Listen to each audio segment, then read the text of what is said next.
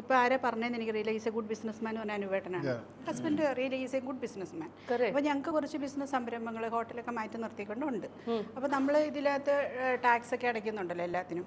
അപ്പോൾ ഈ ഗുണ്ടുകളെല്ലാം ഇങ്ങനെ ഒരു സൈഡിൽ പൊട്ടുന്നത് കൊണ്ട് നമുക്ക് ഒരു ഗുണം എന്താണെന്ന് ചോദിച്ചാൽ ഇത് ലോസാണ്. ലോസായിട്ട് നമുക്ക് എഴുതിയിടാൻ പറ്റുന്നുണ്ട്. അതൊരു വലിയ കാര്യമാണ്. തീർച്ചയായിട്ടും ഒരു സൈഡിൽ കൂടെ നമ്മുടെ കയ്യിൽ നിന്ന് പൊക്കോണ്ടിരിക്കുന്ന പൈസയാണ്. അപ്പോൾ അതിനെ ഇങ്ങനെ ബാലൻസ് ചെയ്ത് കൊണ്ടുപോകാൻ സാധിക്കുന്നു. പ്രോഫിറ്റ് ലോസ് നമുക്ക് പ്രോഫിറ്റ് മാത്രം പോരല്ലോ, ലോസും വേണം. അപ്പോൾ ഇത് ലോസ് ഒരു സൈഡിൽ കൂടെ വരുന്നുണ്ട്, പ്രോഫിറ്റ് വേറൊരു സൈഡിൽ വരുന്നുണ്ട്.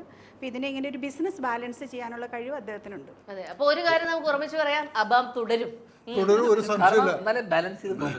പക്ഷേ ഇപ്പം രവിയേടൻ പറഞ്ഞ taking cue from what is said, ഈ ഇവിടെ മലയാള സിനിമയിലുള്ള നടക്കുന്ന ഒരുപാട് സിനിമകൾ അല്ലെങ്കിൽ ഇൻഡസ്ട്രി നിലനിൽക്കുന്നത്, ഇവിടെ നമ്മുടെ ആക്ടേഴ്സ് കുറേ സിനിമകൾ ചെയ്യുന്നുണ്ട്, എസ്റ്റാബ്ലിഷ് ആയിട്ട് പ്രൊഡ്യൂസേഴ്സ് ചെയ്യുന്നുണ്ട്.